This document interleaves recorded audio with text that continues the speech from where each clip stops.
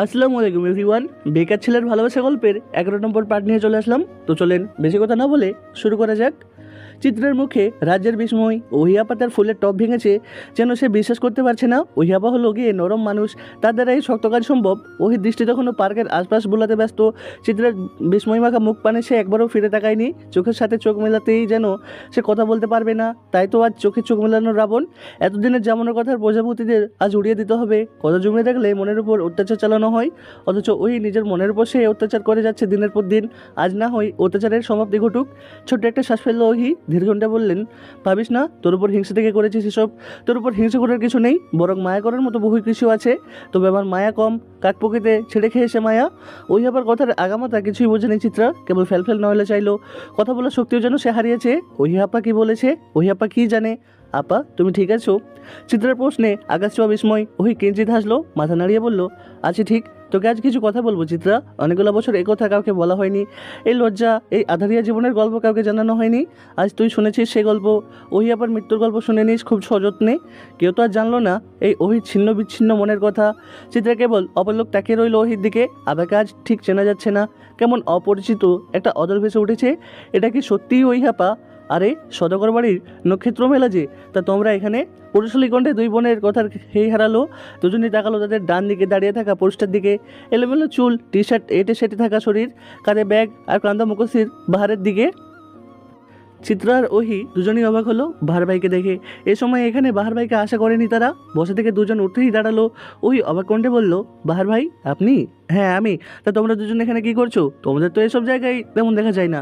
আসলে চিত্রা ফুচকা পছন্দ করে তো তাই এসেছিলাম ফুচকা খাওয়াতে।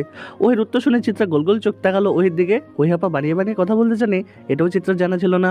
আজ একের পর এক চমক দিচ্ছে ওহি আপা। বাহারে গিয়ে এসে ধপ করে বেঞ্চিটাতে বসে পড়লো, আধমোড়া ভেঙে বলল, তা বেশ ভালো তো, তোমাদের মধ্যে এক মহব্বত তো ঠিক দেখা যায় না, একেবারে ধূমকেতুর মতো। কথা শেষ করি হো হা করে উদ্ভটভাবে হেসে দিল বাহার ভাই। বাহার ভাইয়ের অদ্ভুত হাসির সাথে তাল মেলালো ওহিও। অথচ এমন একটা বেদঘুটে ঠান্ডা অন্য কেউ করলে ওহিয়াপা তাকে এমনিতেই ও যে জবাব দিয়ে দিত। চিত্র কেবল দেখে গেল ওহিয়াপা আর বাহার ভাইয়ের কাণ্ড। তন্দের মধ্যে ফুচকার প্লেট হাজির হলো। ওহি নিজের ব্যাগ থেকে টাকা বের করে দোকানদারকে দিয়ে এসে বাহারের সামনে দাঁড়ালো। বেশ ব্যস্ত কণ্ঠে বলল, আপনি কি এখন বাড়ি যাবেন বাহার ভাই? হ্যাঁ তাই তো মনে হচ্ছে। তাহলে চিত্রিকেও সাথে নিয়ে যাবেন প্লিজ। আসলে আমার একটা দরকারি কাজ আছে তো এখনই যেতে হবে। ওই অনুরোধে বাহার ভাই একবার চিত্রার দিকে তাকালো। চিত্রা এতক্ষণ তার দিকে তাকিয়েছিল, বিধায় দুজনের চোখে চোখ পড়লো। বাহারের সাথে সাথেই চোখ ঘুরিয়ে নিলেন।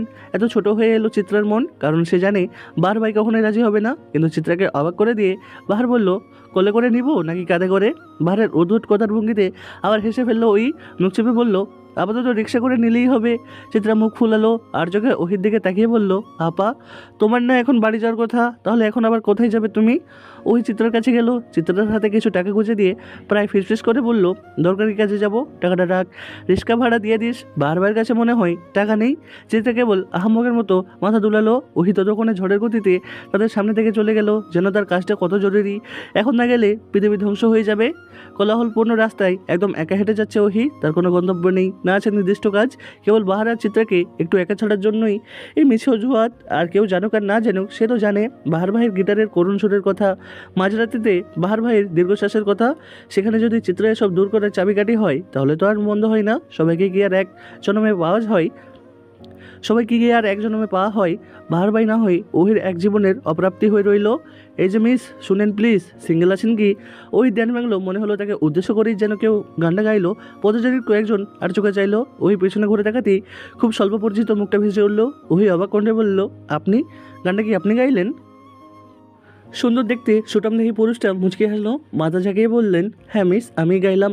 ওই চোখে মুখে বিস্ময় ছড়িয়ে বলল, বিস্মিত কণ্ঠে বলল, আপনি কি আমায় চিনতে পারেননি? ভদ্রলোক এগিয়ে এলেন, মিষ্টি হাসি দিয়ে বলল, চিনবো না কেন? গত পরশুই তো দেখলাম আপনাকে, কালো জামা পরনে, গোল গোল চশমায়, মিষ্টি দেখতে মেয়েটা।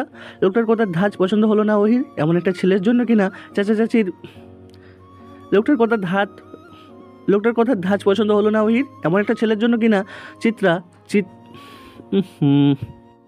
লোকটার কথার ধাঁচ পছন্দ হলো না চিত্রার। লোকটার কথার ধাঁচ পছন্দ হলো না ওহির। এমন একটা ছেলের জন্য কিনা চাচার চিত্রার বিয়ে ঠিক করেছে। ছেলেটা কেমন গায়ে পড়া গোছের। ওই চোখ মুখ কুচকানো ভঙ্গিমা দেখি নওশাদ হয়তো কিছুটা আন্দাজ করলো, তাই তো বেশ ঠাট্টা স্বরে বলল, আপনি কি আমায় চরম অভদ্র ভাবছেন মিস?